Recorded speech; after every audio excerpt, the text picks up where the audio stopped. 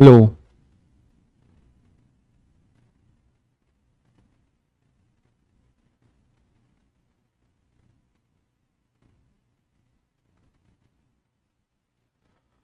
Hello.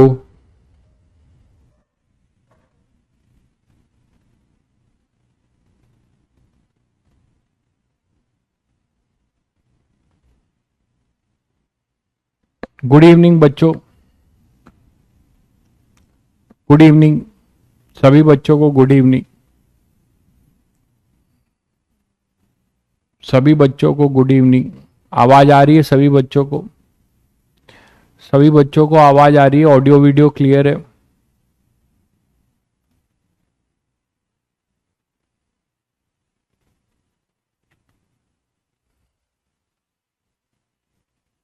Okay, ठीक है। चलिए, तो कहानी को आगे बढ़ाते हैं। लास्ट टर्न पे हम लोगों ने स्ट्रिंग पुली स्ट्रिंग पुली सीखा था, जिसमें पुली के बारे में दो चीजें सीखी थी कि पुली हमारी मासलेस होगी और फ्रिक्शनलेस होगी। जब पुली हमारी मासलेस और फ्रिक्शनलेस होगी तो उससे गुजरने वाली जो स्ट्रिंग है उससे गुजरने वाली जो स्ट्रिंग है उस स्ट्रिंग पे जो टेंशन होगा दोनों साइड वो सेम होगा। अनटिल एंड अनलेस जो है स्ट्रिंग चेंज ना हो, है ना। अनटिल एंड अनलेस स्ट्रिंग हमारी चेंज ना हो। तो इस तरीके से आप टेंशन मार्क कर सकते हैं। जैसे मान लीजिए आपको अगर टेंशन मार्क करना है,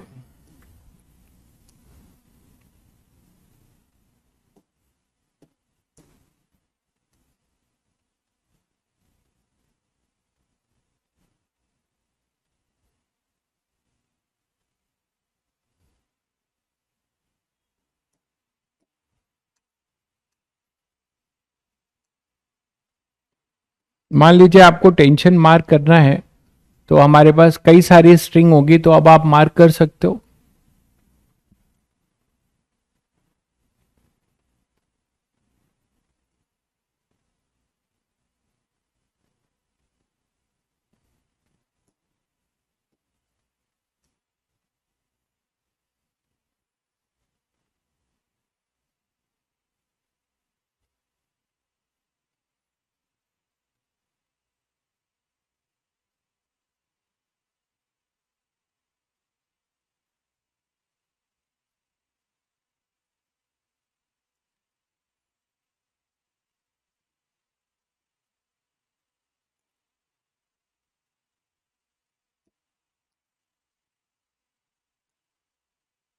चलिए पहले कंस्ट्रेन देख लेते हैं।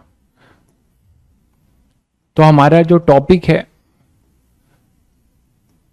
पहले देखते हैं string pulley constrain.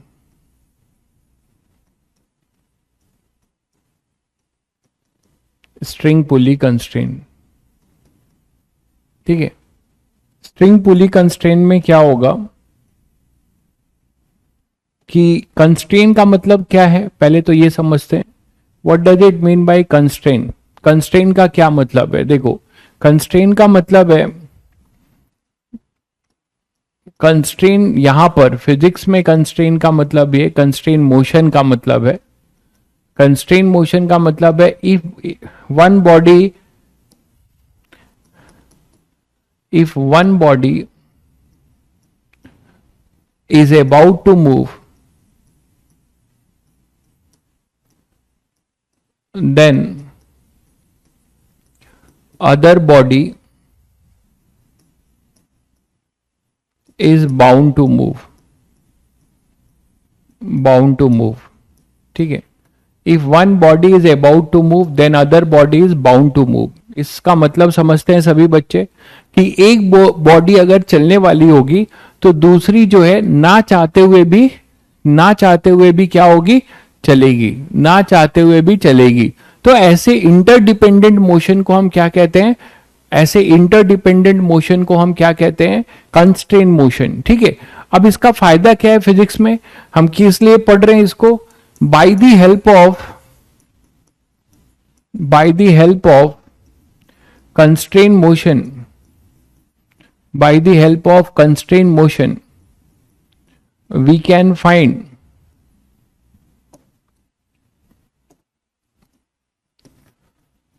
we can find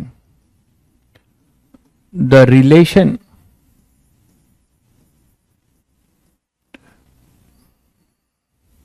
between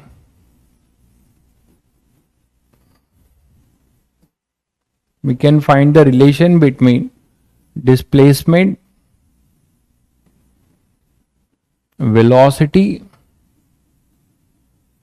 and acceleration. ठीक है, between the bodies which are in constraint with each other, which are in constraint with each other. तो हम इसका फायदा क्या लेंगे, जो बॉडीज कंस्ट्रेंट में है, इंटरडिपेंडेंट है, उन सभी के डिस्प्लेसमेंट, वेलोसिटी या एक्सेलरेशन में क्या रिलेशन होगा. अगर देखिए एक बॉडी दूसरे से इंटरडिपेंडेंट है तो उसका डिस्प्लेसमेंट भी कुछ टाइम्स ऑफ दूसरी बॉडी होगा, उसकी वेलोसिटी भी कुछ टाइम्स ऑफ दूसरी बॉडी होगा, उसका एक्सेलरेशन भी. तो अगर बॉडी इंटरडिपेंडेंट है तो इनके वेलोसिटी और एक्सेलरेशन और डिस्प्लेसमेंट ये भी क्या होंगे, इंटरडिपेंडेंट होंगे. ये भी क्या होंगे, इंटरडिपेंडेंट. ठीक है,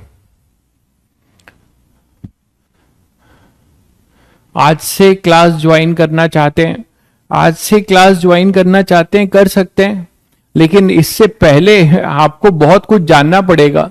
फोर्स कॉन्सेप्ट में बहुत फंडामेंटल चीजें बहुत हो चुकी हैं, 8 से लेक्चर हो चुके हैं, शायद 6 से 7 लेक्चर मैंने बहुत फंडामेंटल चीजें बताई हैं. तो उसको बिना जाने जो है ये चीजें आगे थोड़ी मुश्किल हो सकती है. और इतना ही नहीं, फिर फ्रिक्शन भी नहीं समझ में आएगा.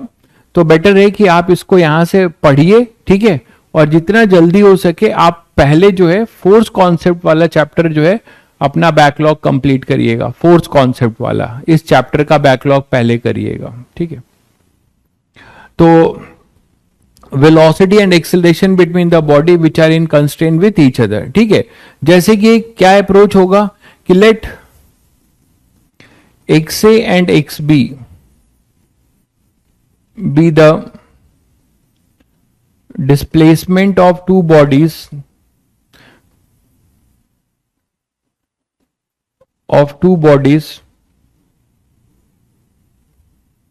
which are in constraint with each other. एक एग्जाम्पल ले रहा हूं. मान लेते हैं कि दो बॉडी हैं हमारे पास, दो A और B दोनों कंस्ट्रेंट में हैं. तो किसी इंस्टेंट पे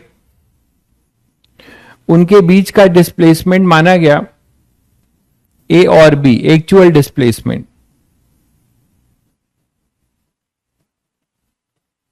ठीक है, और ये देखा गया कि अगर ये कंस्ट्रेंट में है, मतलब एक जो है अगर 2 कदम चलता है तो तीसरा जो है 4 कदम चल सकता है.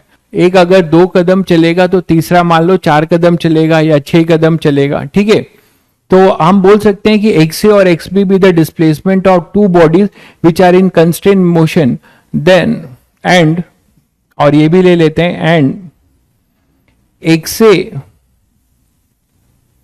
इज इक्वल टू मान लेते हैं K times of XB where K is a constant.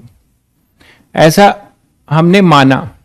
तो एक बार अगर आपने ये रिलेशन निकाल दिया, अब ये रिलेशन आएगा कैसे, यही हमें सीखना है. आज पूरी क्लास में हमें यही सीखना है कि XA equal to K times of XB. तो ये हमें रिलेशन बनाना है. मान लीजिए एक बार आपने ये बनाने में सक्सेसफुल हो गए तो आप इसको टाइम के साथ डिफरेंशिएट कर दीजिए. ठीक है, अगर आप टाइम के साथ आगे ले लेता हूं, that is XA equal to, मैंने क्या बोला आपको कि XA is equal to K times of XB. ऐसा हमने मान लिया कि ऐसा हो रहा है एट एनी इंस्टेंट. ये सब इंस्टेंटेनियस है, सभी बच्चे इंस्टेंटेनियस का मतलब समझते हैं. At a point of time है इस मोमेंट पे. तो अगर मैं इसको टाइम के साथ डिफरेंशिएट करूं, differentiating both side with respect to time,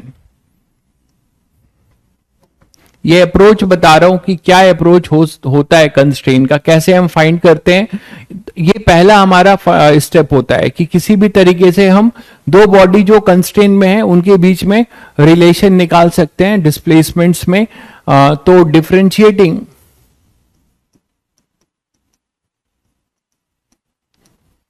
both side with respect to time, तो हमें क्या मिल जाएगा, D X A by D T is equal to K constant होना चाहिए, यहां के कांस्टेंट है, नहीं तो आपको फिर इसको प्रोडक्ट रूल यूज करना पड़ेगा, है ना। तो ये के कांस्टेंट के लिए मैं बता रहा हूं, D X B by D T. तो ये इसी समय का velocity V A equal to के टाइम्स ऑफ वी बी आ जाएगा, ठीक, वी ए इक्वल टू के टाइम्स ऑफ वी बी आ जाएगा। इसको अगेन डिफरेंशिएट कर रहे हो, लेकिन इसमें के कांस्टेंट होना चाहिए तब, इफ के इज कांस्टेंट, नहीं तो नहीं कर पाएंगे। इफ के इज कांस्टेंट आपको प्रोडक्ट रूल यूज करना पड़ेगा, तब आप बोल सकते हैं कि d v a by D T is equal to के times of d v b by D t, that is a a equal to के टाइम्स ऑफ ए बी। तो आपने क्या सीखा कि अगर दो बॉडी कंस्ट्रेंट में है और किसी मोमेंट पे हम उनके डिस्प्लेसमेंट में रिलेशन जानते हैं, और वहां ऐसा रिलेशन है जो कि समथिंग कांस्टेंट टाइम है, समथिंग कांस्टेंट टाइम्स है, तो हम एक्स ए इक्वल टू के टाइम्स ऑफ एक्स बी एक बार अगर हमने कर लिया, तो हम वी ए इक्वल टू के टाइम्स ऑफ वी बी या ए इक्वल टू के टाइम्स ऑफ ए बी लिख सकते हैं। जरूरी नहीं है भाई कर्मा कि अगर दो बॉडी कंस्ट्रेंट में है तो जरूरी नहीं है कि एक बॉडी एक कदम चलेगी तो दूसरी एक कदम ही चलेगी। अभी आपको बहुत सारे ढेरों एग्जाम्पल मिलेंगे।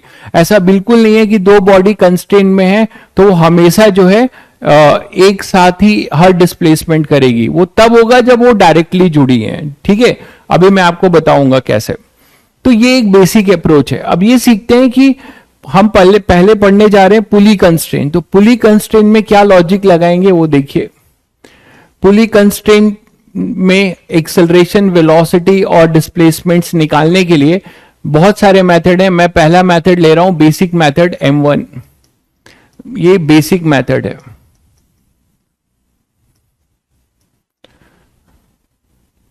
ठीक है, कैसे कर रहे हैं देखिए। इस बेसिक मेथड में क्या है कि अगर आपके पास ये पुली है और दो ब्लॉक्स, अगर मान लीजिए मैंने यहां पे हैंग किए हुए हैं दो ब्लॉक्स, बहुत फंडामेंटल एग्जांपल ले रहा हूं।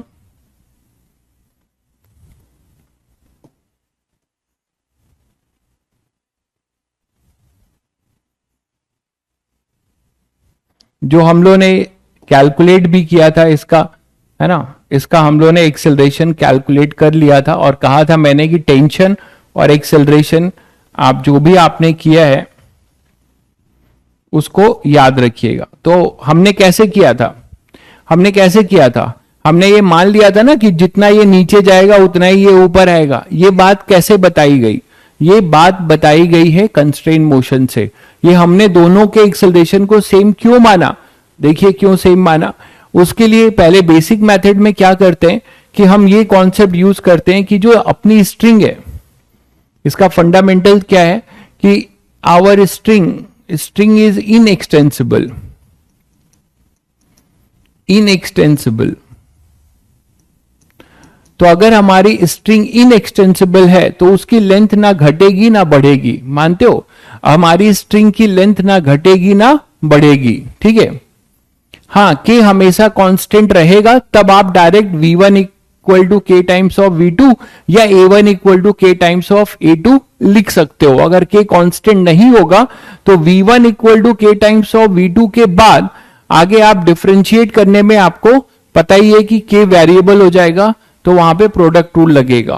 तो उसमें एक्सेलरेशन आप A इक्वल टू के टाइम्स ऑफ A2 नहीं लिख सकते हो। अभी और मैं बता रहा हूं, धीरे धीरे सुनते रहिए। पहले स्ट्रिंग इज इनएक्सटेंसिबल, तो इसका मतलब क्या हुआ, that is length of the string will not change. Length of the string, ये सबसे फंडामेंटल है कंस्ट्रेंट का approach. Length of the string will not change, है ना। चाहे ब्लॉक कितना भी ऊपर नीचे आए, मानते हो कि नहीं, ये जो स्ट्रिंग की लेंथ है, यहां से जो चला है स्ट्रिंग ये पूरा और इस पे रैप होते हुए यहां पे पहुंचा है, तो स्ट्रिंग की जो ये लेंथ है वो हमेशा कांस्टेंट रहेगी। ब्लॉक M2 नीचे जाए ये ऊपर आए, जो स्ट्रिंग की लेंथ है it will not going to change, it will not going to change. ये सभी बच्चों को क्लियर हो गया, ठीक है। तो अब देखिए हम क्या कर रहे हैं, किसी इंस्टेंट पे मान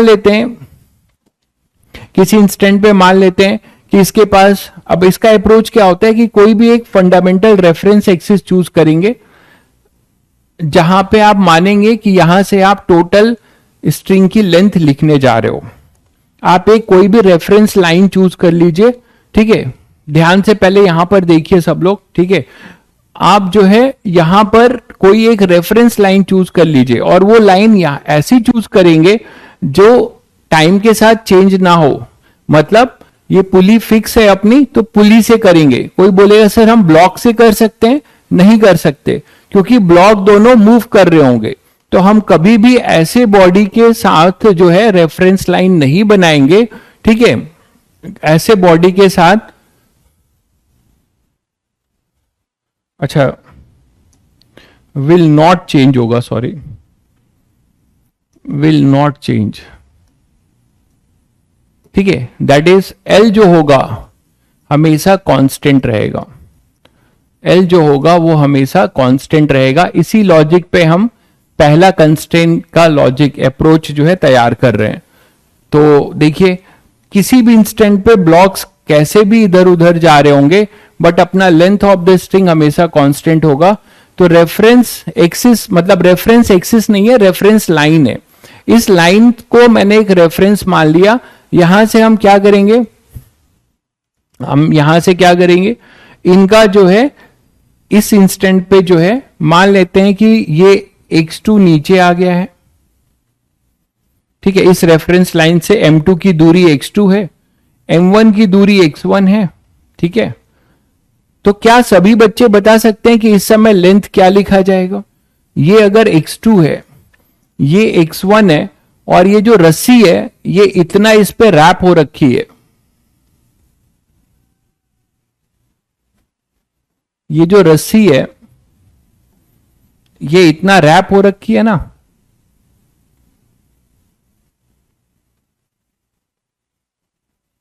तो अगर मैं इसका रेडियस r बोलता हूं पुली का, तो सभी बच्चे बताएंगे क्या कि लेंथ इस समय, total length of the string को मैं क्या लिख सकता हूं, total length of the string को क्या लिख सकता हूं इस मोमेंट पे? सभी बच्चे बताओ। x1 plus x2 plus pi are. बहुत बढ़िया भाई, वेरी गुड। तो ये हो जाएगा x1, और ये जो रैप हुआ है ये half of the semi circle का सर्कमफेरेंस होगा, तो plus pi R plus x2। यहां तक सभी बच्चों को क्लियर है? यहां तक सभी बच्चों को क्लियर है? तो x1 plus pi R plus x2 is equal to L. अगर ये अपने पास आ चुका है, जिसमें कि आप सभी को पता है कि टाइम के साथ ये पाई आर भी कांस्टेंट रहने वाला है, टाइम के साथ पाई आर भी कांस्टेंट रहने वाला है, तो आप इसको नहीं भी लिखेंगे तो चलेगा, क्योंकि डिफरेंशिएशन के टाइम में मान लो मैं इस इंस्टेंट पे बोलूं कि इसकी वेलोसिटी v2 थी, ठीक है, नीचे की तरफ, ये v1 ऊपर की तरफ था, इसका एक्सेलरेशन a2 था, इसका एक्सेलरेशन a1 था। तो जो हम लोग ने यूज किया है कि a1 इक्वल टू a2, आज वो प्रूव हो रहा है। ये v2 था, मान लो ये a2 था, ये मैंने बोला v1 और ये बोला a1। तो अगर इसको मैं टाइम के साथ डिफरेंशिएट करूं, differentiating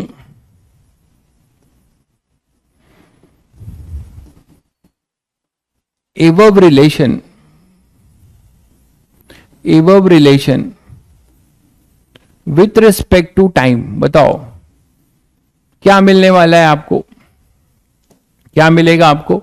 dl by dt is equal to dx1 by dt plus d by dt of pi R plus d by dt of x2। बोलो भाई।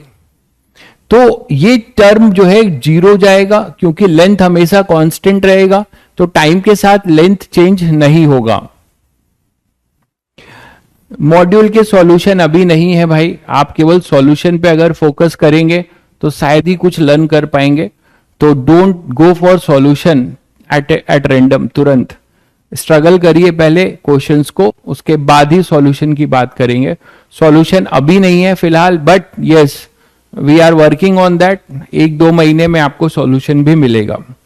तो यहां पे dx1 बाई dt, तो dx1 बाई dt, अब बोर्ड पे देखिए सभी बच्चे, dx1 बाई dt क्या है? काइनेमेटिक्स याद करो, it is rate of change of displacement of mass m1, तो ये v1 हो जाएगा। और साथ में देखिए ये ऊपर जा रहा है तो टाइम के साथ ये x1 अपना कम होगा।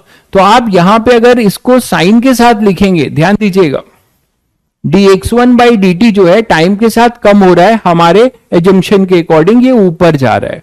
तो ये लेंथ अपनी चेंज हो रही, कम हो रही, तो हम इसको -v1 लिखेंगे। अगर आप साइन के साथ लिखेंगे तो केवल स्पीड में रिलेशन आएगा, अगर आप साइन नहीं देते तो स्पीड विथ साइन आएगा, मतलब वेलोसिटी। ये तो जीरो हो जाएगा भाई पाई आर। और dx2/dt हमारे अकॉर्डिंग x2 टाइम के साथ बढ़ रहा होगा, ये नीचे जा रहा होगा तो बढ़ रहा होगा, तो ये v2। तो हमारे पास देखिए जब साइन के साथ मैंने लिखा तो मुझे स्पीड में रिलेशन मिले। कोई बच्चा अगर यहां पे माइनस नहीं देता, ठीक है, कोई बच्चा अगर यहां माइनस नहीं देता तो केवल v1 लिखता, तो हमें मिलता v2 इक्वल टू -v1। जिससे क्या पता चलता, जिससे ये पता चलता कि v1 और v2 अपोजिट डायरेक्शन में है। ठीक है, तो आप साइन देकर भी करोगे, साइन पहले से dx1/dt जो अपना रेट ऑफ चेंज है इसका साइन पुट करके लिखोगे तो तुम्हें केवल मैग्नीट्यूड में रिलेशन मिलेगा। ठीक है, तो ये आ गया। अब हमें ये पता चल गया कि ये जो बॉडी कंस्ट्रेन में है इनकी वेलोसिटी हमेशा सेम होगी। अब ये कितनी होगी ये हमें नहीं पता है, but we know the relation कि ये सेम होगी। पाई आर क्यों जीरो हुआ, आप थोड़ा सा अपने दिमाग पे जोर डालिए। पाई आर जो है, ये जो रस्सी पे, ये जो पुली पे रैप है, ये चाहे जितना नीचे जाए चाहे ऊपर, ये चीज क्या चेंज होगी क्या? रस्सी पे लिपटी हुई जो स्ट्रिंग है उसकी लेंथ कभी चेंज नहीं होगी, इतना आप आईक्यू लगा सकते हो। इसीलिए पाई आर कांस्टेंट है, इसीलिए ये जीरो हुआ है भाई। ठीक है, तो केवल वेरिएबल है x2 और x1 यहां मिल गया। मैं कह रहा हूं कि इसी को अगर आप टाइम के साथ अगेन डिफरेंशिएट करेंगे, लेकिन थोड़ा सा आपको सावधानी बरतनी, आगे मैं भी आपको प्रूव भी करूंगा कि v1 और v2 में यहां पे कांस्टेंट जो k मैंने लिया था वो 1 है, जो k मैंने लिया था वो 1 है। इसीलिए आप आगे बढ़कर डिफरेंशिएट कर सकते हैं। कभी भी वेलोसिटी के कंस्ट्रेंट रिलेशन को जब आप डिफरेंशिएट करने जा रहे हैं तो आपको बहुत ज्यादा जो है कॉन्शियस होकर डिफरेंशिएट करना है, क्योंकि हमें यह देखना पड़ेगा कि v2 के साथ समथिंग कांस्टेंट टाइप चीज है तो एक्सेलरेशन आराम से आप कर सकते हो, अगर नहीं है तो फिर आपको उसमें ध्यान देना पड़ेगा। आगे अभी और क्लियर होगा क्या ध्यान देना है। खैर यहां पे तो कोई दिक्कत नहीं है, तो आप यहां पे लिख सकते हो dv2/dt is equal to dv1/dt। अब शायद सभी बच्चों को समझ में आ गया होगा कि जो बार बार हम लोगों ने ये a1 इक्वल टू a2 लिया था, a2 is equal to a1 ले लिया था, क्यों ले लिया था? This is the reason. ये कौन बताएगा? कंस्ट्रेन मोशन बताएगा। ठीक है, ये कंस्ट्रेन मोशन हमें बताएगा कि क्यों a1 इक्वल टू a2 होगा। ठीक है, ये कोई और नहीं बताएगा, न्यूटन लॉ नहीं बताएगा, ये केवल और केवल कौन बताएगा? Constrain relation. v1 नेगेटिव इसलिए लिया है भाई, मैं जब बता रहा होता हूं तो सुना करो, दोबारा रिपीट मत कराया करो, इससे आपका टाइम खराब होगा। मैंने ये कहा आपको कि जब हम इसको ऊपर मान रहे हैं तो ये रेफरेंस लेवल से जब ये ऊपर जाएगा तो x1 डिक्रीज करेगा, है ना। x1 इसका रेट ऑफ चेंज जो है डिक्रीजिंग है, तो ये अपना जो है ये डिक्रीज करेगा। तो जब ये डिक्रीज करेगा तो हम इसे क्या लेंगे? नेगेटिव। अगर आप नेगेटिव नहीं लेना चाहते हो, अगर आप इसे नेगेटिव नहीं लेना चाहते हो तो v2 इक्वल टू -v1 मिलेगा, जो ये बताएगा कि दोनों अपोजिट डायरेक्शन के हैं। ये मैंने आपको बताया। तो ये एक फंडामेंटल और कंस्ट्रेंट रिलेशन का अप्रोच बता रहा हूं। जैसे एक पुली में और करते हैं, एक दूसरे टाइप की पुली में और करते हैं। हालांकि इससे अच्छे अप्रोच मैं अभी आपको बताऊंगा और आप वही फॉलो भी करोगे, बट फंडामेंटल चीजें जाननी चाहिए, कहां कब काम आ जाए फिजिक्स में कौन सी चीज नहीं पता। तो यू मस्ट नो एवरीथिंग, सारे अप्रोच पता होने चाहिए।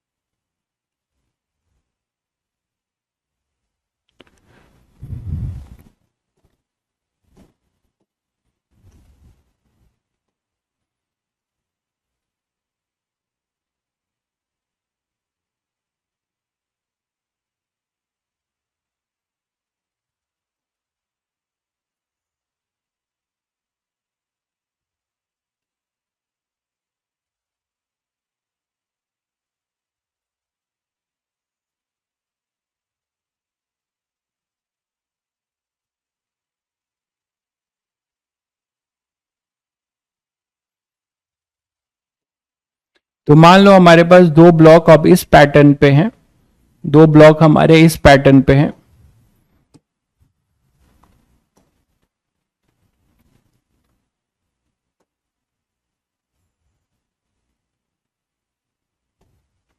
ये हमारे पास M2 है, ये हमारे पास M1 है, ठीक है।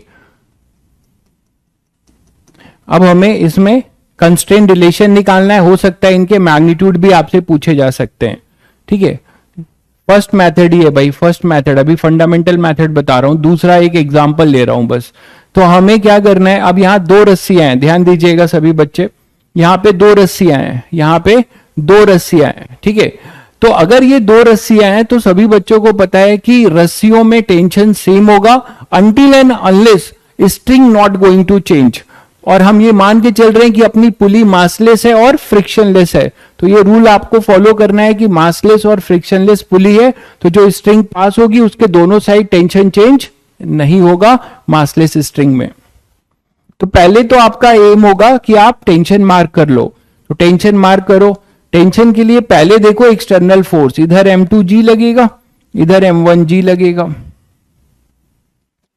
इधर अपने पास M2G लगेगा और M1G लगेगा।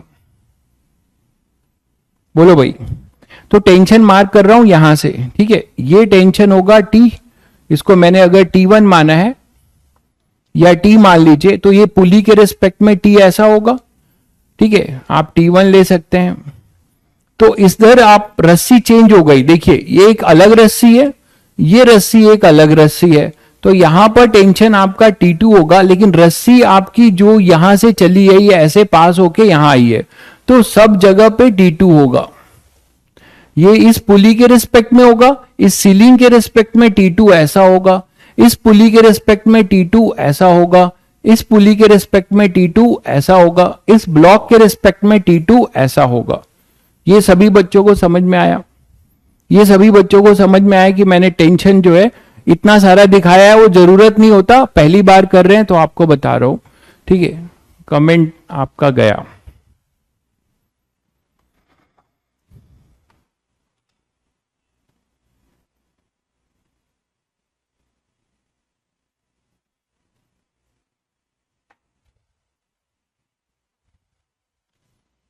बोर्ड पे देखिए, तो सभी को क्लियर है। हमें T2 जो है, क्यों मैंने ऐसा दिखाया है, क्योंकि रस्सी के हर एक टुकड़े पे, रस्सी के हर एक टुकड़े पे अपना टेंशन जो है इक्वल और अपोजिट होना चाहिए, क्योंकि रस्सी का हर एक टुकड़ा मासलेस है, ठीक है। रस्सी का हर एक टुकड़ा मासलेस है, ठीक है भाई प्रणय, बहुत अच्छी बात है। आपको अब फिजिक्स कुछ सुधार हो रहा है, बहुत अच्छी बात है। यहां ध्यान दो, यहां तो T2 का हर एक टुकड़ा जो है अपना क्या रहेगा, वो मासलेस रहेगा। तो आपने ये बना दिया। अब हमारा एम क्या है कि इनमें एक्सेलरेशन कुछ होगा। आप बोलोगे सर कौन ऊपर जाएगा कौन नीचे, आपको बिल्कुल टेंशन नहीं लेना है, आप कुछ भी मान लो, ठीक है, आप कुछ भी मान लो, अपने आप वो साइन के साथ आ जाएगा। M2G, ये M1G। तो ऐसे क्वेश्चंस को करने में सबसे पहला क्या करना होता है, सबसे पहले क्या करना होता है, कंस्ट्रेंट रिलेशन लिखना होता है।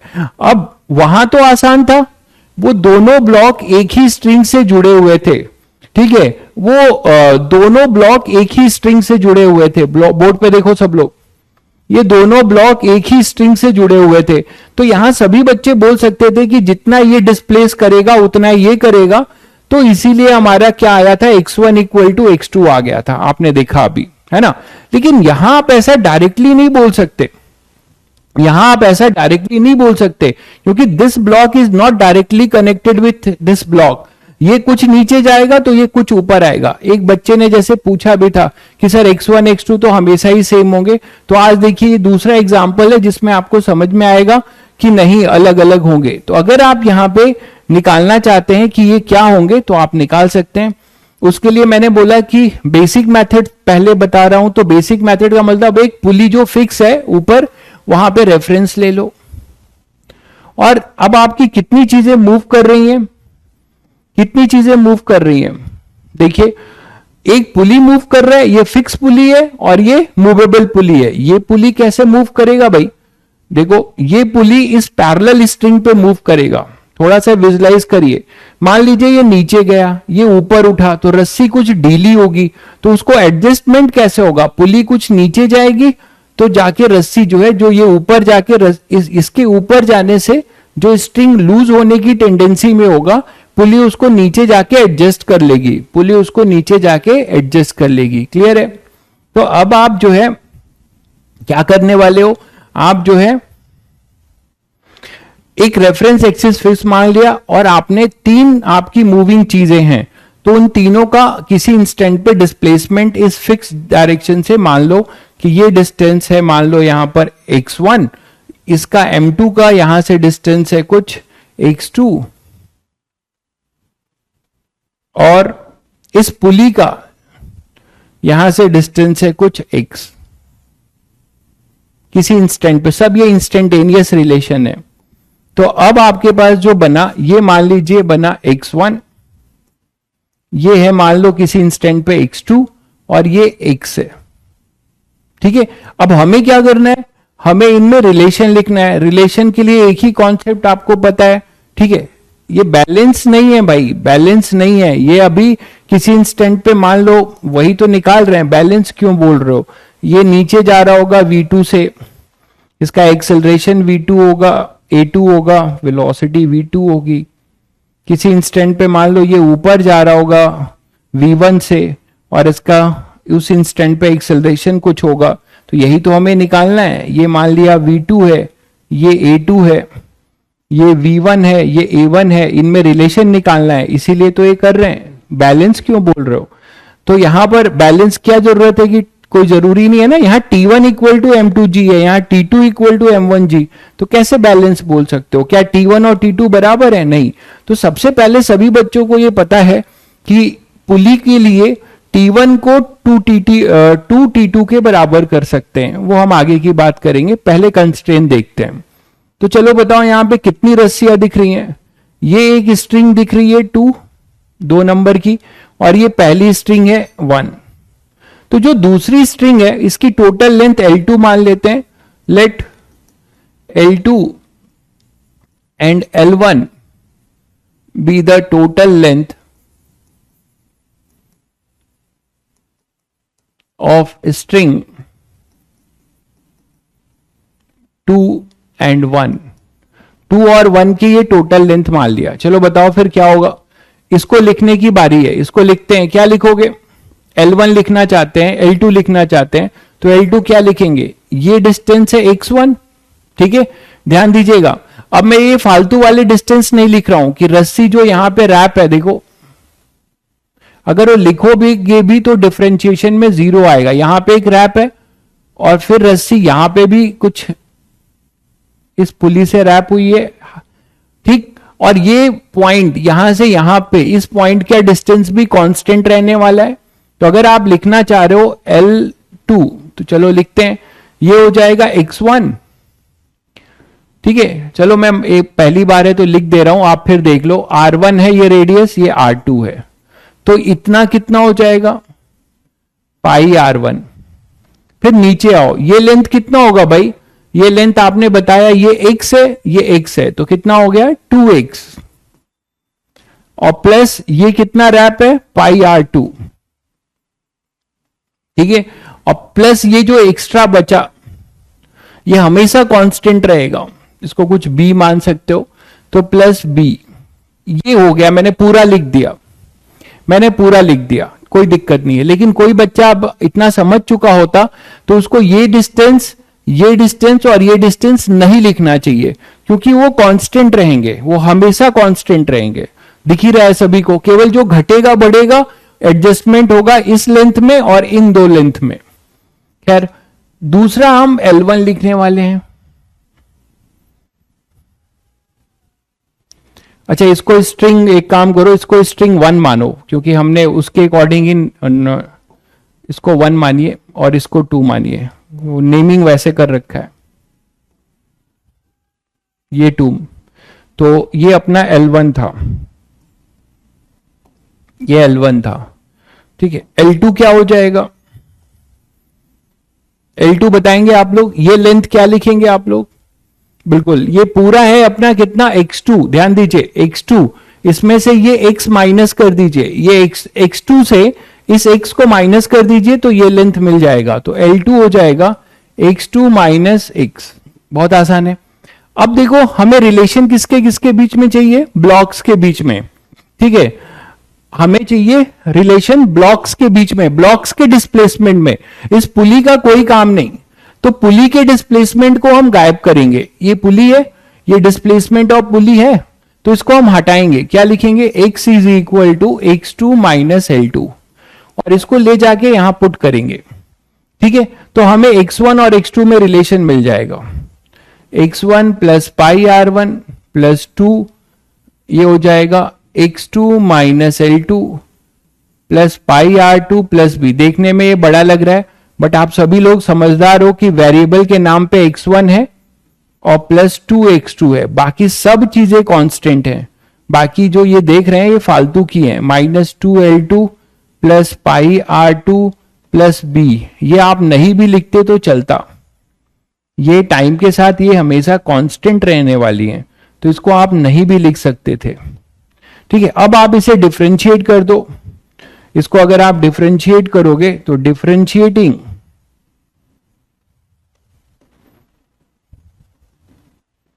Both side with respect to time क्या हो जाएगा, dl1 बाई dt, ये तो जीरो हो जाएगा, कांस्टेंट है लेंथ, यहां आएगा dx1 by dt plus 2 dx2 by dt, बाकी ये पूरा का टर्म ये भी क्या हो जाएगा, जीरो, ठीक है। तो मैं आपसे वही कह रहा था कि आप जो है क्या कह रहे हैं आप, फाइंड x कैसे फाइंड किया है, ये देखो x फाइंड नहीं किया है मैंने, x इसका पुली का डिस्प्लेसमेंट है, माना है हमने,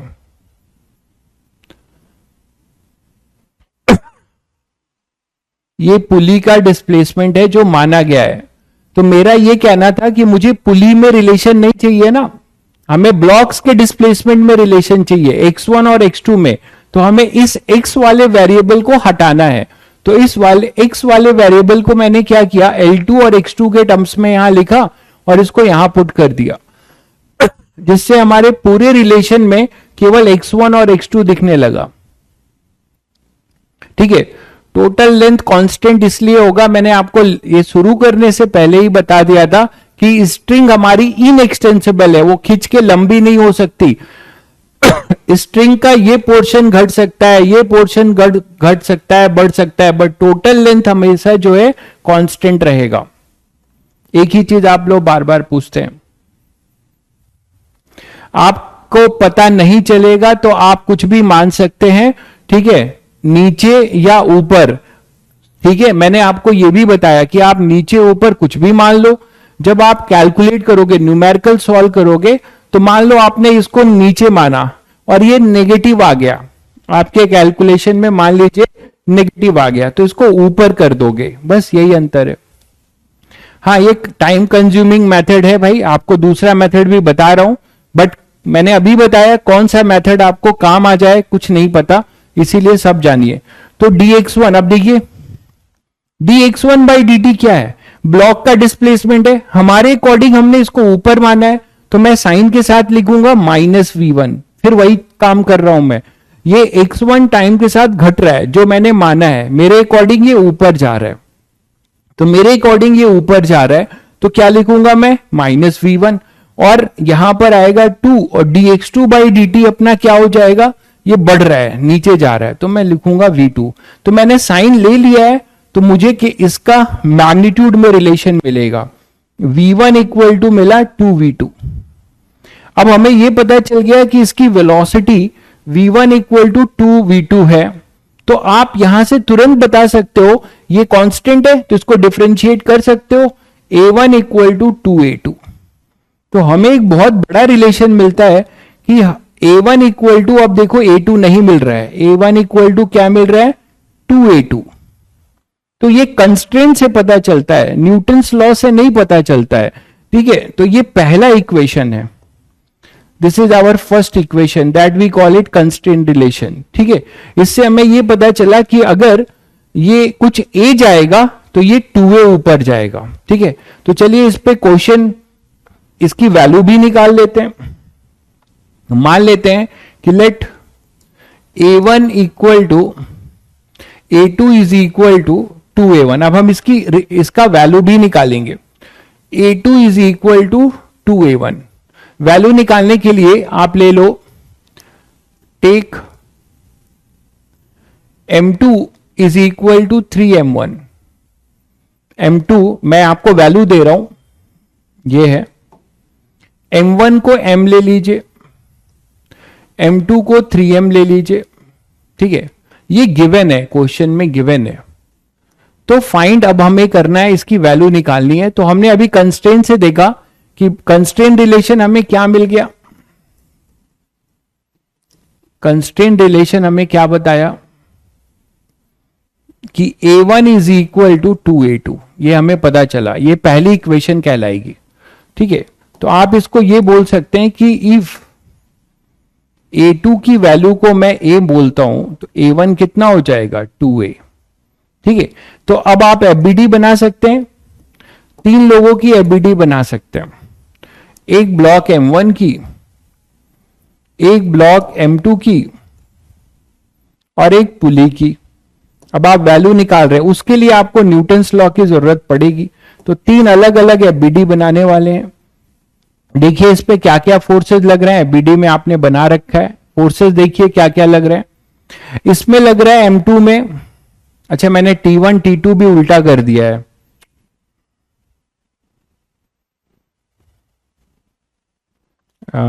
इसको A2 माना है तो मुझे यहां T2 लिखना चाहिए। टेंशन को भी मैं चेंज कर रहा हूं, ठीक है, नहीं तो थोड़ा कंफ्यूजन हो जाएगा।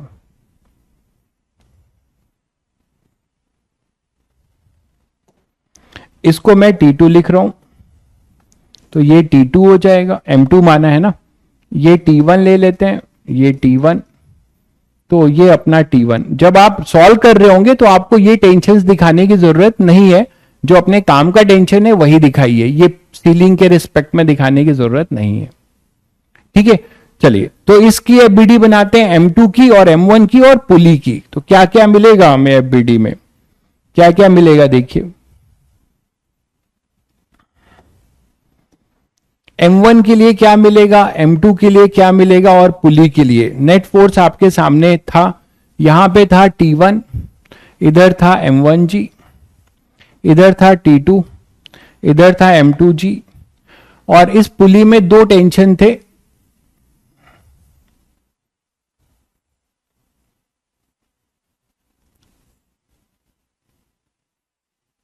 ये है ना। तो अब आपको यहां से तो तुरंत मिलता है आपको कि ये T1, ये T1 और ये T2। तो क्या बताया, पुली मासलेस रहती है। तो मासलेस पुली है तो हमेशा फोर्स बैलेंस, जब आप प्रैक्टिस में रहेंगे तो डायरेक्ट इसको T मान लीजिएगा, इसको 2T मान लीजिएगा। तो मासलेस पुली है तो आप बोल सकते हैं 2T1 इक्वल टू T2। यहां से इक्वेशन क्या मिलेगी, ये T1, ये M1G। आपने बोला इसका एक्सेलरेशन आपने A1 लिया था और आप पूछ रहे थे ना कि सर ऊपर या नीचे। आप कहीं मानिए, आपने जो माना है उसके अकॉर्डिंग न्यूटन लॉ लिख दीजिए। इधर आपने ऊपर माना था, इधर नीचे माना था।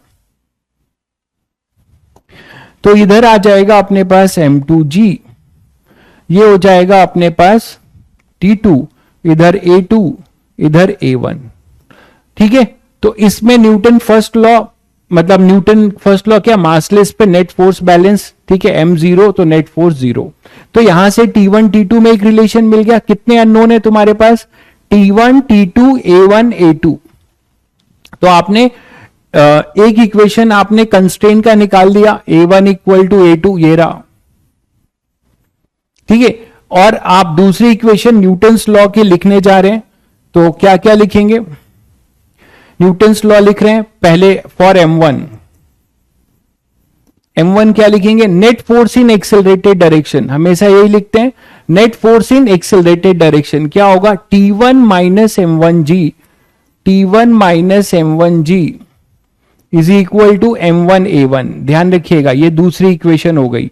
Net force in accelerated direction, इसमें क्या लिखेंगे? Net force in accelerated direction क्या होगा? m2g minus T2, m2g minus T2 is equal to m2a2। ये तीन इक्वेशन, ठीक है। तो हमारे पास अब ये बहुत सारे चीजें हैं, अब हम इजिली कर सकते हैं। जैसे इसको सॉल्व करना है, T1 इक्वल टू क्या है? ये देखिए T1 2T1 equal to T2 है। तो अगर हम T1 को सॉल्व करना चाहते हैं और M2 और M1 में रिलेशन दे रखा हुआ है, तो क्या करने वाले हैं? आप T1 को T ले लीजिए। If T1 is equal to T then T2 is equal to 2T। बोलो, तो आप इस इक्वेशन को चेंज कर सकते हैं और M1 और M2 की वैल्यू दी हुई है, तो ये दोनों इक्वेशन कैसे चेंज हो जाएगी? T1 को आपने T लिखा, माइनस M1 कितना दिया हुआ है? M, तो minus mg equal to M, और आपने A1 को क्या माना है? 2a, तो 2a। इसी तरीके से M2 को क्या माना गया है? M2 दिया गया है 3m, तो 3m माइनस T2 को आपने क्या लिखना है? 2t, तो 2t इज इक्वल टू, ये वैल्यू पुट कर रहा हूं, M2 कितना दिया हुआ है? M2 है 3m, तो 3m इंटू A2, और A2 कितना है? A, तो ये हो गया A। अब ये दो सिंपल लीनियर इक्वेशन है, दो सिंपल लीनियर इक्वेशन है, सभी बच्चे इसको सॉल्व कर सकते हैं। कैसे सॉल्व कर सकते हो? ये 3mg होगा, ठीक है। तो इसको बहुत आसानी से यहां 2 से मल्टीप्लाई करके और ऐड कर दे, है ना। ये इक्वेशन हमारी ऐसे कन्वर्ट हो जाती है जब हम वैल्यू पुट कर रहे हैं, तो ये हमारी ऐसे कन्वर्ट हो जाएगी। अब हम क्या करेंगे? इसमें जो है 2 से मल्टीप्लाई करेंगे और इसके साथ ऐड कर देंगे, ठीक है। इसको मैं 4 और 5th बोल दे रहा हूं। तो क्या करने वाले हो? मल्टीप्लाइंग 2 टाइम्स ऑफ 4 प्लस 5 कर दे रहा हूं, ये ऑपरेशन कर रहा हूं। तो क्या आएगा बताओ? यहां से इसको 2 टाइम्स करोगे तो ये 2t और ये माइनस 2t कैंसिल हो जाएगा। यहां पे आएगा 3mg माइनस 2mg, ठीक है ना। 2 से मल्टीप्लाई किया, ये 4ma, और इसको हम क्या कर रहे हैं? ऐड कर रहे हैं, ये ध्यान रखिएगा। तो 3mg माइनस 2mg ऐड किया इधर 4 और 3, तो 7ma। तो हमें मिल जाएगा mg is equal to 7ma। तो a इक्वल टू हो जाएगा g/7 मीटर पर सेकेंड स्क्वायर। a किसका एक्सेलरेशन माना था आपने? a माना था आपने A2 को, तो ये है किसका एक्सेलरेशन? M2 का एक्सेलरेशन ऑफ M2। M2 क्या माना था आपने? 3m, acceleration of 3m। 3m मास का एक्सेलरेशन हो जाएगा g/7। क्लियर है सभी को? अब इसी तरीके से एक्सेलरेशन ऑफ m, वो क्या हो जाएगा? 2g/7। आई थिंक सभी बच्चों को क्लियर हो गया होगा, सभी बच्चों को क्लियर हो गया होगा कि कैसे करेंगे, कहां 3mg आएगा, कहां कह रहे हैं 3mg आएगा? अच्छा, यहां पर कह रहे होंगे, ठीक है। तो ये अपने पास आ गया, ये क्लियर है सभी बच्चों को? तो इस तरीके से एक फंडामेंटल अप्रोच बताया मैंने, जिसमें कि ये तो आप पहले से जानते हो, न्यूटन्स लॉ लिखना, ठीक है। वैल्यू पुटिंग में कुछ नहीं किया यार, ये सब मैंने दिया है तुम्हें कि T1, ये सब रिलेशन, आपको इक्वेशन आ गया, वैल्यू तो आप निकाल ही लोगे। वैल्यू में मैंने A2 को A मान लिया है, तो A1 2A हो जाएगा, ये मैंने दे ही रखा है आपको, ठीक है। और ये 2T1 इक्वल टू T2 है, तो T1 को T मान लिया, तो T2 हो जाएगा 2T। तो सिंपल है। क्लियर है सभी बच्चों को? चलिए, तो ये एक फंडामेंटल अप्रोच था कंस्ट्रेंट रिलेशन, बट ये बहुत टाइम कंज्यूमिंग है। कौन सा? पहला, बाकी तो आप कर ही लेंगे। पहला जो कंस्ट्रेंट रिलेशन है, ये लिखना बहुत मतलब टाइम कंज्यूमिंग है इस फंडामेंटल अप्रोच से।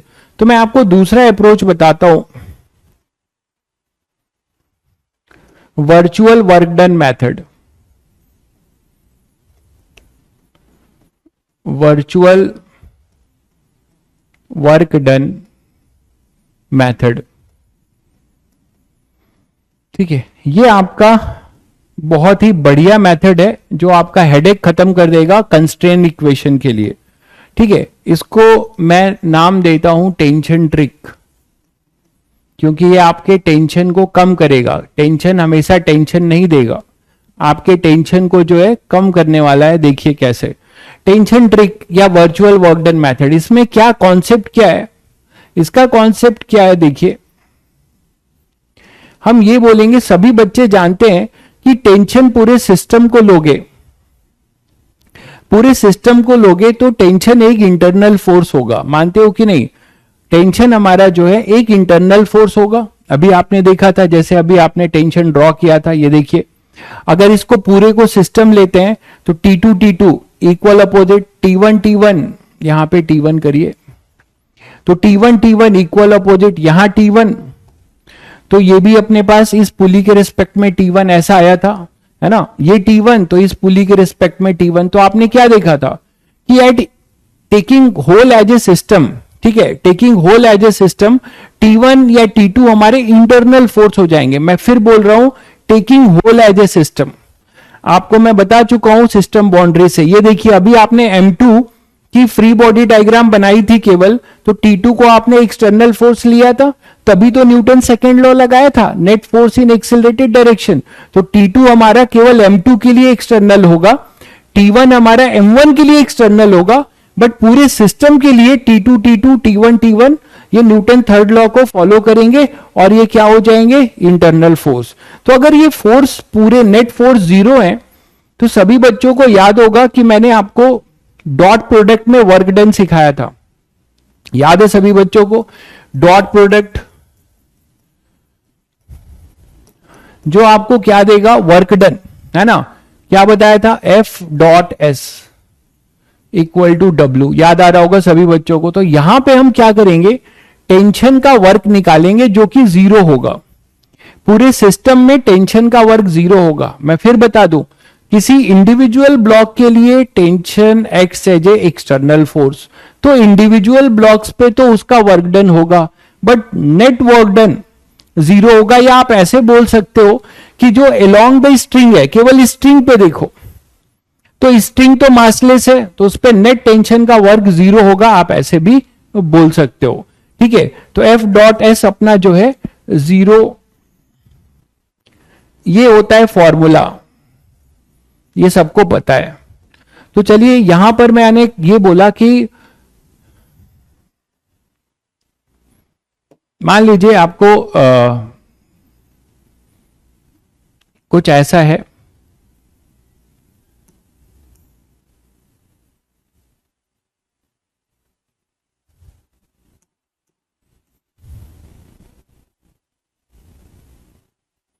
एक रस्सी मान लो ऐसे जा रही है,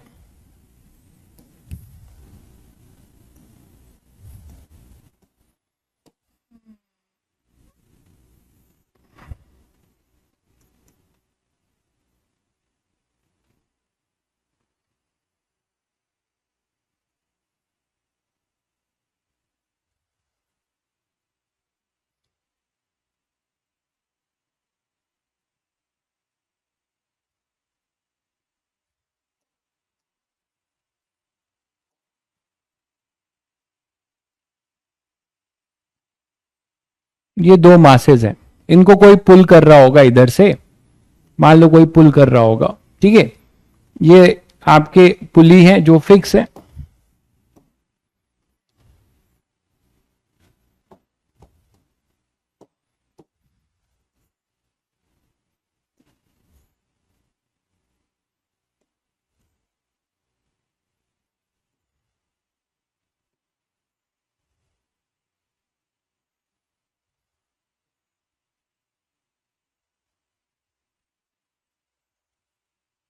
ठीक है। तो ये रस्सी ऐसे गुजर रही है इन पुली से, यहां पे कोई मास होगा मान लो M1 का, यहां पे अपने पास है कुछ M2 का, कोई इसे पुल कर रहा है, ये इधर जा रहा है। तो मैंने आपको क्या बताया कि अगर आप पूरे को सिस्टम लेंगे, पूरे को अगर आप सिस्टम लेंगे, ठीक है, तो अपने पास रस्सी टॉट है भाई, रस्सी टॉट है, वो आपको ऐसा लग रहा है, ठीक है, रस्सी टॉट है, मैंने हाथ से बना दिया है तो कोई दिक्कत नहीं है। चलिए चलिए, अच्छा टॉट ही कर देते हैं, आपकी फरमाइश भी पूरी कर देते हैं। टॉट नहीं है तो टॉट तो हो ही जाएगी अगर आप पुल कर रहे हो। चलो ऐसे ले लेते हैं, अब आपको टॉट दिखने लगेगी।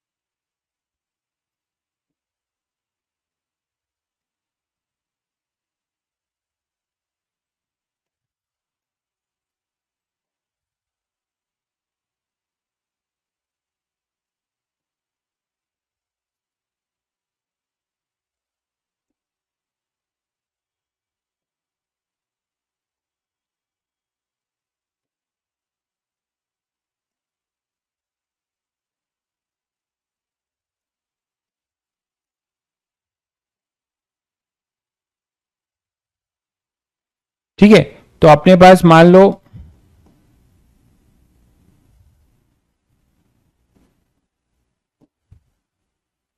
ये दो बॉल हैं और इन दोनों बॉल को खींचा जा रहा है किसी स्मूथ हॉरिजेंटल प्लेन में, किसी स्मूथ हॉरिजेंटल प्लेन में, ठीक है। तो कॉन्सेप्ट सब लिखवा दूंगा भाई, सारी चीजें लिखवाई दी जाती हैं, टेंशन मत लीजिए, पहले समझ लीजिए। तो मान लीजिए आपके पास क्या हो रहा है, यहां पे एक फोर्स है जिससे आप इसे पुल कर रहे हो, जिसकी वजह से अब तो रस्सी टॉट है भाई, ठीक है, इधर फोर्स नहीं लग रहा है, इधर लग रहा है।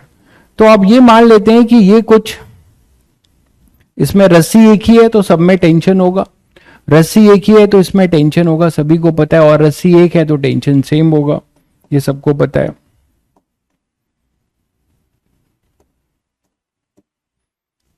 कि इसमें जो टेंशन होगा ये मान लीजिए टी है, ऐसे टी होगा, इसमें टी ऐसा होगा, है ना, इसके रिस्पेक्ट में ऐसा होगा, इसके रिस्पेक्ट में ऐसा होगा, फिर इसके रिस्पेक्ट में ऐसा होगा, इसके रिस्पेक्ट में ऐसा होगा, एक ही रस्सी है, फिर यहां फिर से वही टी होगा। तो मान लेते हैं कि ये कुछ, मैंने क्या बोला, पूरे सिस्टम में वर्क, फोर्स का नहीं देखना है, ध्यान दीजिएगा, कॉन्सेप्ट लिखवा दूं पहले कि since for whole system, concept पहले देख लीजिए, whole system tension is an internal force.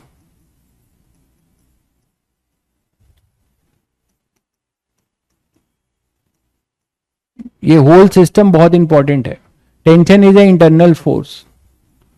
तो समेशन, ध्यान दीजिएगा, समेशन लिख रहा हूं, T vector dot X vector जो डिस्प्लेसमेंट है इक्वल टू 0 लिख सकते हैं, या फिर summation T vector dot V vector equal to 0 लिख सकते हैं। ये आपको नेट वर्क बता रहा है, नेट वर्क बता रहा है, यहां तो एक ही है, ऐसे बहुत सारे स्ट्रिंग होगी, बहुत सारे वर्क लग हो रहे होंगे, तो सभी का नेट वर्क डन जो है टेंशन का 0, समेशन का मतलब सभी बच्चे समझते हैं टोटल, और ये आपको पावर बता रहा है, ये पावर बता रहा है। कैसे, आप सभी बच्चों को पता है W, अगर मान ली ये दोनों पैरेलल हैं तो FS ले लिया, F पैरेलल टू S लिया, तो अगर मैं dW बाई dt करता हूं तो रेट ऑफ डूइंग वर्क, यही अपना पावर होता है, कितना हो जाएगा वो, चलो आप ये डॉट लेके चलो, कितना हो जाएगा F dot D S by D T. तो आपको पावर का एक्सप्रेशन क्या मिलता है, एफ डॉट वी मिलता है कि नहीं। तुम लोगों ने 10th क्लास में पावर पढ़ा भी होगा। तो खैर ये जो P है, इसको पावर को बोल रहा हूं, वो क्या हो जाएगा F डॉट V, यही तो होगा। तो ये पावर बता रहा है। तो जिसका वर्क जीरो है, जिसका वर्क जीरो है उसका पावर भी जीरो होगा, कोई वर्क नहीं होगा, कोई पावर नहीं है। तो यहां पर ये नेट वर्क डन जीरो है और नेट पावर जीरो है। ये दो इक्वेशन आपको बहुत इंपॉर्टेंट है जो आपके टेंशन को कम करने वाली हैं।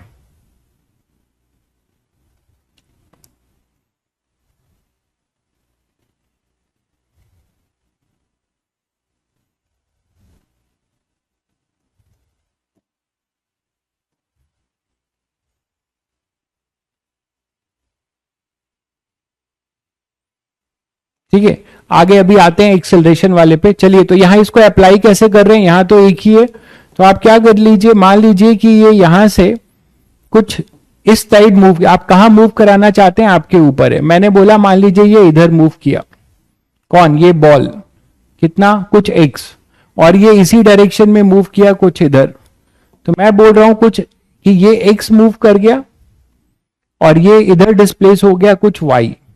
तो what is the work done by tension, ये फॉर्मूला यूज करिए, सामने जो दिख रहा है इसको यूज करिए। इस इंस्टेंट पे मान लीजिए इसके पास वेलोसिटी v है, इसका एक्सेलरेशन a है, और इस समय इसके पास वेलोसिटी कुछ है और इसका कुछ एक्सेलरेशन है।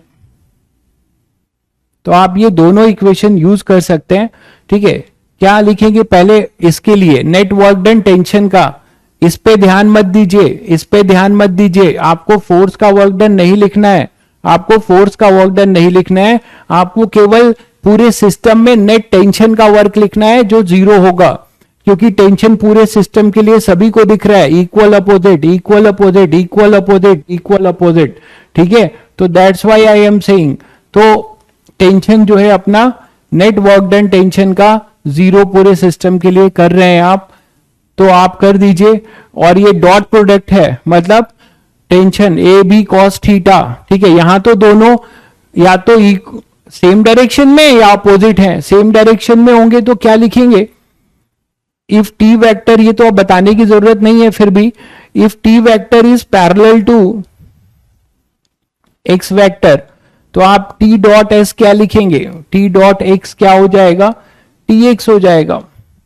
बोलो, अगर T vector is anti parallel to X vector, तो ये हो जाएगा टी डॉट एक्स क्या हो जाएगा भाई, minus T x.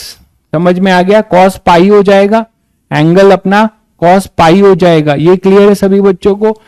Cos theta लिखते हैं ना, ए बी कॉस थीटा, तो अगर पैरेलल होगा तो थीटा जीरो होगा, और अगर एंटी पैरेलल होगा तो थीटा पाई होगा। चलिए वर्क डन लिख लेते हैं, ये यूज कर रहा हूं मैं, तो क्या लिखूंगा, t इंटू वाई इस b के लिए, और ये मान लो a है, तो a के लिए क्या लिखोगे, a के लिए लिखोगे टेंशन इधर है, डिस्प्लेसमेंट इधर माने हो, तो minus T x for a उस पे वर्क टेंशन का, समेशन का मतलब क्या होता है, प्लस करते जाइए, इस पे वर्क b पे t इंटू वाई, तो plus T into Y equal to zero. तो आपको क्या मिला, x इक्वल टू वाई। यही काम तो आप फंडामेंटल इक्वेशन से भी करते थे। दो बॉडी के बीच का डिस्प्लेसमेंट अगर आ गया तो आप डायरेक्ट बता सकते हो कि इनका एक्सेलरेशन या इनकी वेलोसिटी भी सेम होगी। हमेशा नहीं, अगर x इज समथिंग कांस्टेंट है, आप अगर ये यूज करेंगे तो आपको वेलोसिटी में रिलेशन मिल जाएगा। ये v1 है, ये a1 है, ये मान लीजिए v2 है, ये a2 है। तो आप इसको यूज करते हैं तो आपको वेलोसिटी की भी रिलेशन मिल जाएगी। क्या, t इंटू वी1, तो वही आएगा minus T v1 plus T v2 equal to zero, या इसको आप डिफ्रेंशिएट कर दीजिए, जो भी करना चाहें। तो v1 इक्वल टू v2। अब एक बार ये आ चुका है, अब आप पूछोगे सर क्या ये एक्सेलरेशन के लिए भी ट्रू है, टी वाई नेगेटिव नहीं होगा भाई। आप टी वाई नेगेटिव नहीं होगा, मैंने इधर ही डिस्प्लेसमेंट माना है, ध्यान दीजिएगा, जिधर टेंशन है उधर ही ये बॉडी डिस्प्लेस कर रही है, तो ये वर्क पॉजिटिव होगा और इस पे वर्क नेगेटिव होगा। हमने इसका इधर माना है, ये इधर माना है और टेंशन इधर है, तो ये नेगेटिव होगा, ये पॉजिटिव होगा, वही चीज लिखी हुई है, ठीक है। तो यहां पे हमारा आ जाएगा v1 equal to v2, x1 equal to xy। आप पूछ सकते हो सर क्या ये रिलेशन ट्रू है? ये मैं लिख देता हूं बट ये डेंजरस है क्योंकि ये हमेशा एप्लीकेबल नहीं है। कौन सा रिलेशन? ये वाला, ये है थोड़ा डेंजरस। कहां नहीं है अभी आपको बताऊंगा।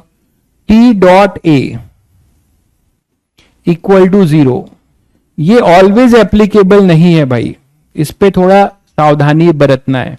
कहां है कहां नहीं है बता देता हूं। इफ कहां नहीं है लिख देता हूं। If theta between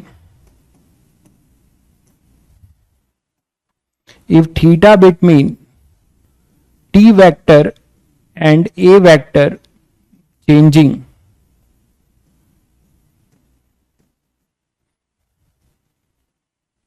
then not applicable। ठीक है, तो इफ थीटा मतलब इन दोनों के बीच का जो थीटा होगा, if theta is changing then not applicable. लेकिन ये दोनों ऑलवेज ट्रू हैं, ये जो दोनों हैं ये ऑलवेज ट्रू हैं, ये हमारे ऑलवेज ट्रू हैं। तो थोड़ा और ठीक से लिख देता हूं।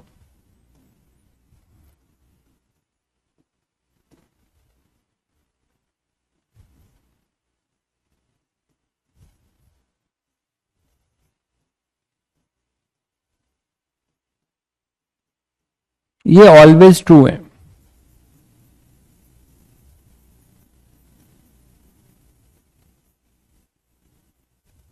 ये दोनों अपने ऑलवेज ट्रू हैं, ठीक है भाई, ये दोनों अपने ऑलवेज ट्रू हैं।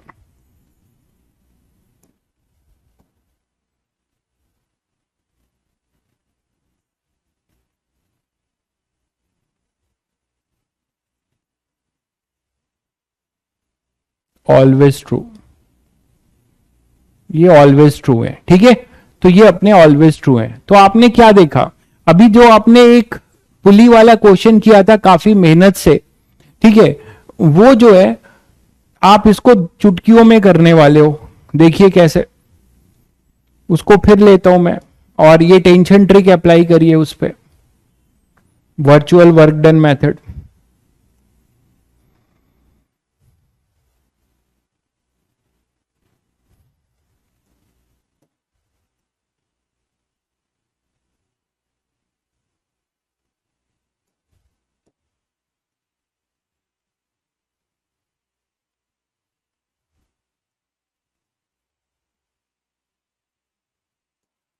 यही तो था अपना।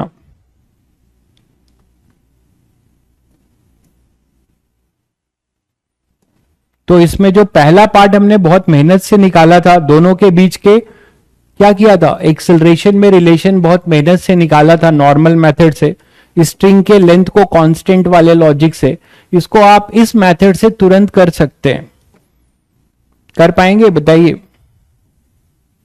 यहां पे कुछ मान लीजिए कि इसका एक्सेलरेशन या वेलोसिटी किसी इंस्टेंट पे इधर वही v2 है या a2 है, आप कहीं भी मान सकते हैं, जो भी मानेंगे आपको बता दिया है। उसके अपोजिट आता है तो मतलब आपकी एज्यूम डायरेक्शन गलत है। ये m2 था, ये m1 था, ठीक है।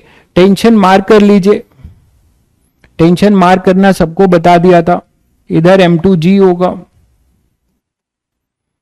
तो हमें अभी टेंशन से मतलब है, तो इधर आपने क्या लिया था t2, ये t2 इधर था, ये अपना t1 था। अच्छा, अब t2 t1 में रिलेशन सभी बच्चों को पता है, तो अब मैं डायरेक्ट लिख रहा हूं, आगे के लिए आप भी यही करेंगे। यहां से t मानना शुरू करिए, इसको t मान लीजिए, तो ये t और t, तो फोर्स बैलेंस पुली पे इधर कितना होगा 2t, तो ये भी कितना हो जाएगा 2t,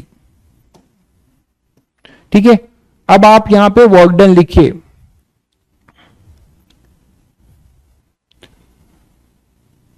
नहीं, टी डॉट ए किसी टर्म को डिफाइन नहीं करता है। टी डॉट वी तो पावर है, टी डॉट एक्स वर्क है। टी डॉट ए किसी टर्म को डिफाइन नहीं करता है, अभी बताऊंगा आगे।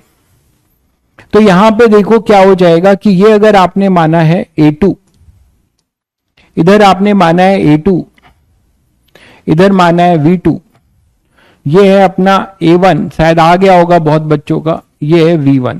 आप वर्ग लिखिए बस, कौन सा इक्वेशन यूज कर रहे हैं, summation T dot V equal to 0, summation T dot V equal to 0। क्या लिखने वाले हैं, इस पे वर्ग कितना है, देखो आपने V1 इधर माना है, तो आप बस टी डॉट वी करते जाइए, टी इधर है, आपके अकॉर्डिंग V1 इधर है, तो क्या लिखेंगे, टी और V1 दोनों का थीटा पॉजिटिव है, पैरेलल है, ठीक है।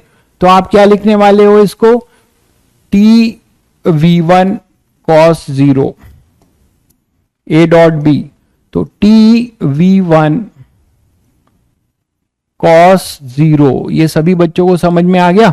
अब इसके लिए बताओ, प्लस T2 कितना है 2T, और V2 नीचे है, तो V2 और 2T ऊपर V2 नीचे, FS cos पाई हो जाएगा, ये हो जाएगा cos पाई इक्वल टू 0। खत्म हो गई कहानी।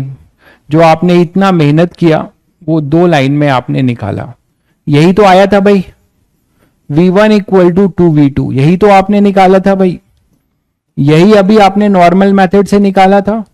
अब आप देखिए, मेरी बात सुनिए, आप बोल सकते हैं कि टी डॉट ए भी हम अप्लाई कर सकते हैं, बिल्कुल कर सकते हैं। आप आंख बंद करके टी डॉट ए भी अप्लाई करिएगा, मैंने बता दिया है, जहां पर कोई एंगल चेंज ना हो। यहां कोई एंगल नहीं है, यहां पे आइदर दोनों पैरेलल है या एंटी पैरेलल है, तो ऐसे केसेस में आपको कोई टेंशन नहीं है। या मैंने ये भी लॉजिक बताया था कि जब V1 कुछ k टाइम्स ऑफ V2 हो, तो आप डायरेक्ट लिख सकते हैं A1 इक्वल टू 2A2, ठीक है। अगर आपका V2 कुछ k टाइम्स ऑफ V1 है, तो आप डायरेक्ट लिख सकते हैं, या फिर आप T डॉट ए भी कर सकते हैं इस केस में, क्योंकि यहां कोई एंगल चेंज नहीं हो रहा है, ये दोनों आइदर पैरेलल हैं या एंटी पैरेलल। तो यहां पे ऐसे सिचुएशन में ध्यान रखिएगा, जब टेंशन मोशन के लॉन्ग हो या उसके अपोजिट हो, तो आंख बंद करके तीनों रिलेशन में जो जरूरत है वो लगा दीजिए। आप यहां पर समेशन टी डॉट ए भी कर सकते हैं। यहां पर मैंने बताया कि नॉट ऑलवेज बता दिया, ये ध्यान रखिएगा, नॉट ऑलवेज कहां नहीं होगा आपको बताया, जहां पे थीटा चेंज हो रहा होगा। यहां कोई थीटा चेंज नहीं होगा भाई, दोनों रस्सी ऊपर नीचे ही तो जाएंगे, तो यहां कोई थीटा की बात नहीं होगी। अभी लेते हैं, पहले ये देख लो। तो यहां पे आप एक्सेलरेशन से लिए भी कर सकते थे, t इंटू A1 cos 0, और ये हो जाएगा -2t इंटू कॉस, माइनस मतलब यहां माइनस क्यों लिख रहा हूं, पहले कॉस लिख लो। तो ये आपको समझाने के लिए आप डायरेक्ट कर सकते हैं, प्लस 2t कॉस, ये कॉस ओस मत लिखिए, आप डायरेक्ट देख रहे हैं अपोजिट है तो माइनस कर दीजिए, cos pi into A2 equal to 0। तो यहां से फिर वही चीज आ जाएगी, -2A2 equal to 0, that is A1 equal to 2A2। यही चीज आपने बेसिक मेथड से भी निकाला था, यही चीज आपने बेसिक मेथड से भी निकाला था, ठीक है। तो that is the basic logic about the tension trick या वर्चुअल वर्क डन मेथड, ठीक है। वर्चुअल वर्क डन मेथड का ये फायदा हम उठाने जाएंगे, ठीक है। 2T कैसे आया आपको, अभी अभी कुछ बच्चे जो है बहुत इरिटेट करते हैं उनको समझ में नहीं आता चीजें कितनी बार बताई जाए। ये 2T कैसे आया आपको मैंने बताया नहीं, मासलेस है, ठीक है, मासलेस है भाई, ये पुली जो है मासलेस है, अभी अभी मैंने करके दिखाया था। आप थोड़ा सा अटेंटिव होइए भाई, ऐसे पढ़ेंगे तो कैसे चलेगा। इधर आइए जरा, ये देखिए, आप अगर पढ़ने बैठे हो तो फोकस, यही तो बात है, कंसंट्रेशन नहीं है, आप कहीं और देख रहे हो उसका। तब ये क्या बताया गया है, अभी देखिए, मासलेस पुली है तो नेट फोर्स बैलेंस होगा, ये बताया नहीं गया, तो वो थोड़ा सा दिक्कत करता है। कॉस पाई कैसे हुआ, एक भाई साहब पूछ रहे हैं। क्या आपको डॉट प्रोडक्ट नहीं आता? डॉट प्रोडक्ट में देखिए क्या हो जाएगा। मैं आगे इन लोगों को एंटरटेन नहीं कर पाऊंगा, अब बहुत कुछ पढ़ाना है भाई, ये छोटी छोटी चीजें 10 बार पूछते हो। कॉस पाई कैसे हुआ, ये टी और वी पैरेलल हैं, तो जब दो पैरेलल वेक्टर हैं तो उनके बीच का एंगल 0 होगा। अगर एंटी पैरेलल है, ये 2t ऊपर है, v2 इधर है, एंटी पैरेलल है, तो इनके बीच का एंगल पाई नहीं होगा, दो एंटी पैरेलल है। तो या आप ऐसे रूल की तरह याद रख लीजिए, टेंशन ऊपर है, वेलोसिटी नीचे, तो नेगेटिव वर्क डन। दोनों सेम है तो पॉजिटिव वर्क डन। बहुत बेसिक बातें हैं ये सब।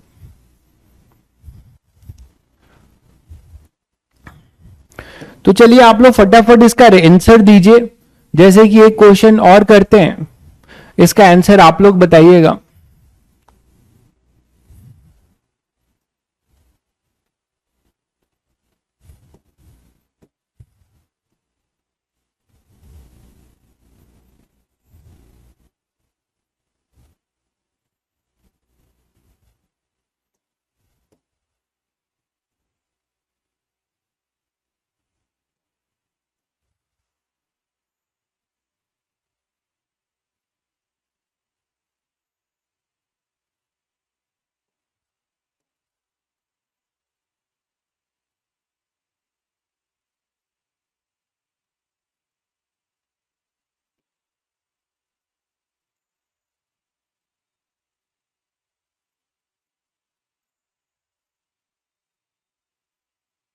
ऐसा कोई सेटअप है,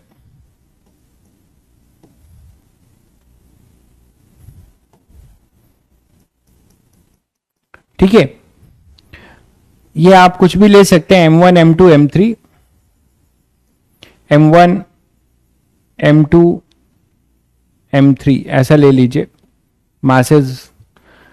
हमें अभी इनमें रिलेशन बताना है एक्सेलरेशन में।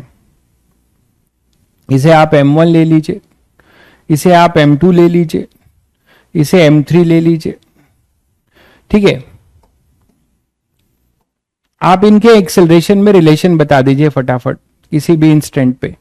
इनके एक्सेलरेशन में रिलेशन आप पूछोगे सर इसको कैसे माने, कैसे माने? आप फ्री हो, आप कैसे भी मान सकते हो। मैंने आपको बोला इसमें आपको बिल्कुल टेंशन नहीं लेना है, आप कुछ भी मान सकते हैं। कौन ऊपर जा रहा है कौन नीचे जा रहा है, अपने आप वो साइन के साथ आएगा। अगर आपने जो माना है, आपने कैलकुलेट किया, पॉजिटिव आ गया, मतलब आपने जो माना है वो सही डायरेक्शन है।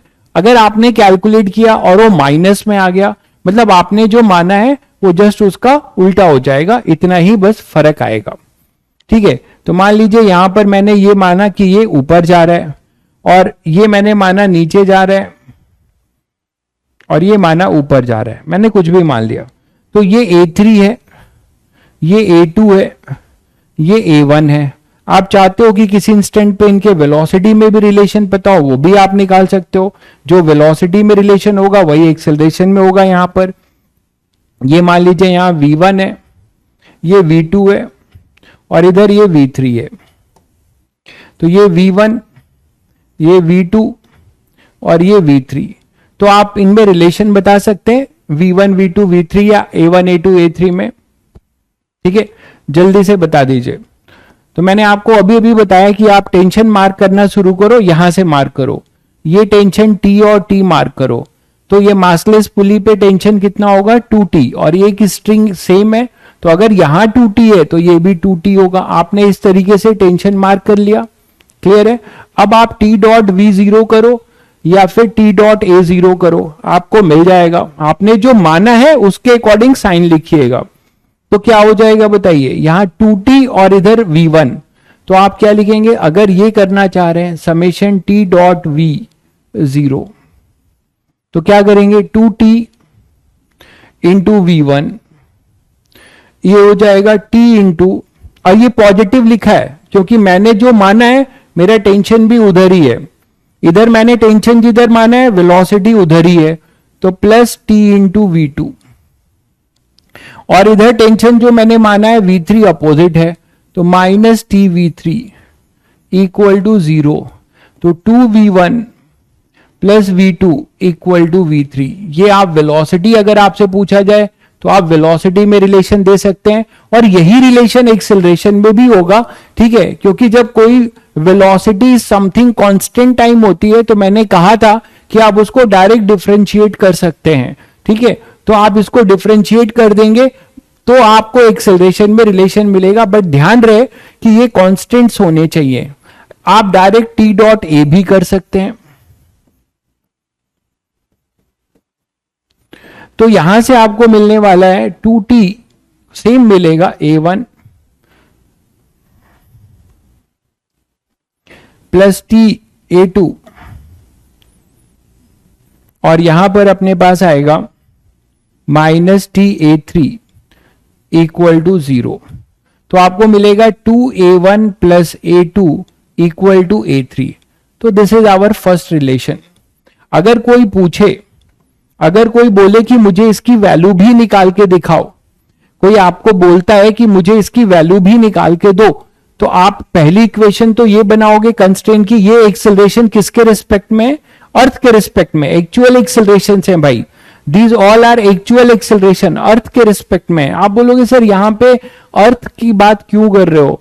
इसलिए कर रहा हूं क्योंकि यहां दो फ्रेम हो सकता है।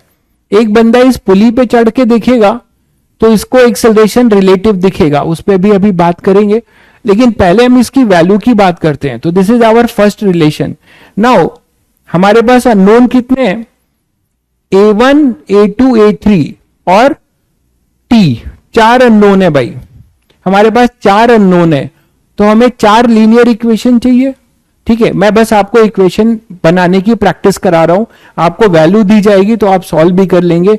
तो चलिए हम नेक्स्ट इक्वेशंस बना रहा हूं। क्या हो जाएगा भाई, इसकी एफबीडी बना लो। इसकी एफबीडी जब बनाओगे तो इन पे फोर्स लगेगा इधर m2g। अब हम कंस्ट्रेंट रिलेशन निकाल चुके हैं, अब न्यूटन्स लॉ का हेल्प लेंगे और नए इक्वेशंस बना के इनको कैलकुलेट भी करेंगे। कंस्ट्रेंट रिलेशन आपको क्या बताता है, एक रिलेशन बताता है, केवल ये रिलेशन बताता है, ये अपना कंस्ट्रेंट रिलेशन है, ये केवल आपको रिलेशन बता देगा। आगे आपको सॉल्व करने के लिए न्यूटन्स लॉ का हेल्प लेना होगा।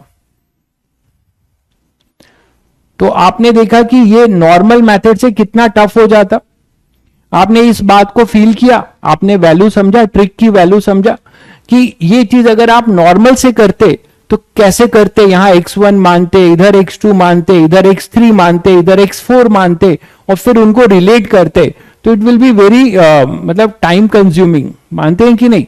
तो आप टेंशन ट्रिक जो आपको वर्चुअल वर्क डन मेथड बताया है पुली के में आप देख रहे हैं कि फटाफट आप कंस्ट्रेंट रिलेशन एक लाइन में लिख पा रहे हो, ठीक है। चलिए तो अब इसकी इक्वेशंस बनाते हैं। इक्वेशंस क्या क्या होंगी भाई, बताएंगे आप लोग, इसकी इक्वेशन क्या क्या होगी।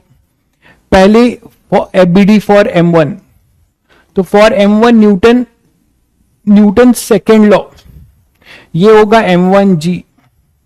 आपको सब वैल्यू दी जाएगी, यहां आपको बड़ा लग रहा है m1 m2 लिया है, सब आपको वैल्यू दी जाएगी, सब सॉल्व हो जाएगा। मैं बस अभी इक्वेशंस की प्रैक्टिस करा रहा हूं। तो जो आपने माना है वो लिख लीजिए। ऊपर है तो क्या लिखेंगे, 2t माइनस m1 के लिए Newton second law, 2t minus m1g is equal to m1a1. This is our second equation. For m2,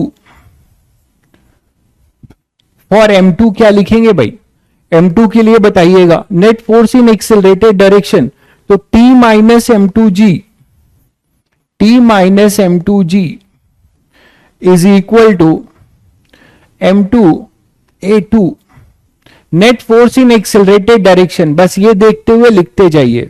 ये क्या हो जाएगा, net force in accelerated direction क्या होगा, m3g माइनस t, ये हो जाएगा m3g for m3, for m3 क्या होगा, m3g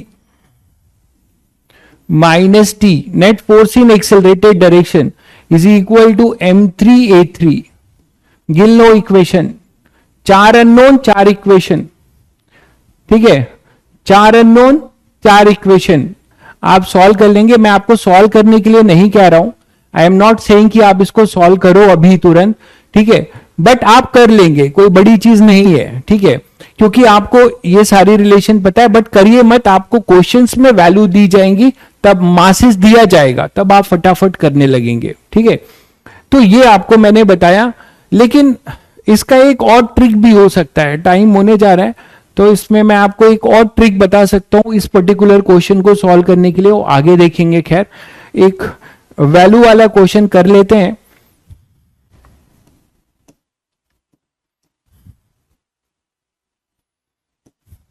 जैसे कि एक क्वेश्चन है, टाइम हो ही गया है, मेरी क्लास है अभी, तो बेटर है कि आज यहीं तक रहने देते हैं। मेरी क्लास है जस्ट इसके बाद, तो आज यहीं तक रहने देते हैं, ठीक है। तो आप लोग जो है बस इसको, हाँ, आप लोग अगर ट्राई करना चाहें तो आपको एससी वर्मा के कुछ क्वेश्चंस मैं दे देता हूं पुली के, वो कर सकते हैं आप। बोलिए, या कल और प्रैक्टिस कर लें, फिर दे देता हूं। रुकिए, होमवर्क दे देता हूं।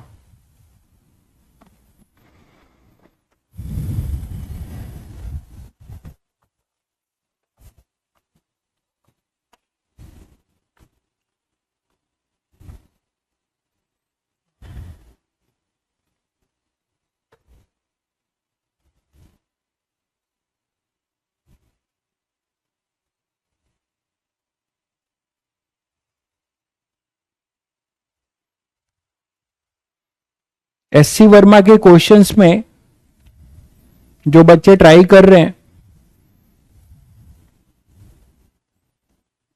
लगभग अब सारा ही कर सकते हैं, ठीक है। पुली के क्वेश्चन में अभी और कराऊंगा, अभी तो शुरू हुआ है, फिर भी आप ट्राई करना चाहें, अभी रुक जाइए, थोड़ा रुक जाइए। अभी आप केवल 1 से 21 तक कर सकते हैं, 1 से 14 तक ये करिए। 1 से 14 तक करिए, पहले 1 से 14 तक करिए, और 41, 41 और 42 ये कर लीजिए। Newton law,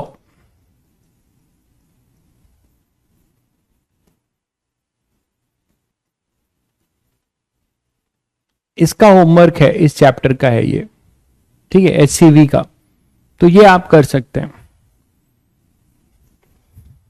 page number different है भाई, मैंने क्वेश्चन नंबर लिख दिया है, ये शुरू होता है पेज नंबर 79 से,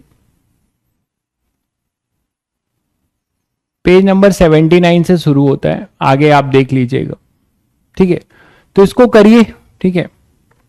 बाकी आपको मॉड्यूल का, मैंने मॉड्यूल का क्वेश्चन टिक कराए है ना, वो लगभग आप ट्राई कर रहे होगे अभी। मॉड्यूल के क्वेश्चन टिक कराएं, और आपका ये भी बता दूं कि आपका जो टेस्ट सिलेबस है,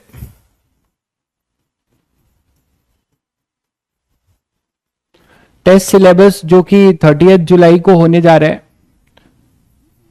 जेई मेंस, है ना, उसमें जो है 50% काइनेमेटिक्स है और 50% अपना लॉ ऑफ मोशन है। कहां से कहां तक है? पुली को छोड़कर, है ना, पुली को छोड़कर, जो पुली पढ़ रहे हैं, पुली के पहले जो आपने पढ़ा है, ठीक है, पुली के बिफोर पुली लिख दे रहा हूं, बिफोर पुली और कंस्ट्रेंट लेक्चर, वहां तक है, मतलब सूडो तक। कहां तक है? शुरू से लेके सूडो तक, शुरू से लेके सूडो तक। अच्छा, 23 जुलाई को है, तो 23 जुलाई जो भी है, इस संडे ही है ना, हाँ, तो 23 जुलाई जेई मेंस है। तो ये आपका पैटर्न है, आपका अपलोड हो गया होगा आई थिंक आपके ऐप पे, लेकिन मैंने बता भी दिया, तो ये इसके अकॉर्डिंग तैयारी करिएगा। सेम पेपर है, सेम पेपर, स्टार और सफलता का सेम पेपर है, मोस्टली सेम ही रहता है हमेशा, सेम पेपर है, ठीक है। चलिए, ठीक है, चलिए फिर कल कंटिन्यू करेंगे। हाँ, काइनेमेटिक्स में सब कुछ, रिलेटिव वेलोसिटी, प्रोजेक्टाइल भी आता है, वही ज्यादा रहेगा, रिलेटिव वेलोसिटी, प्रोजेक्टाइल और बाकी काइनेमेटिक्स। वेक्टर नहीं है। उसके बाद आपके पास ये है ना, अप टू सूडो फोर्स तक, ठीक है, तैयारी स्टार्ट कर दीजिए। चलिए।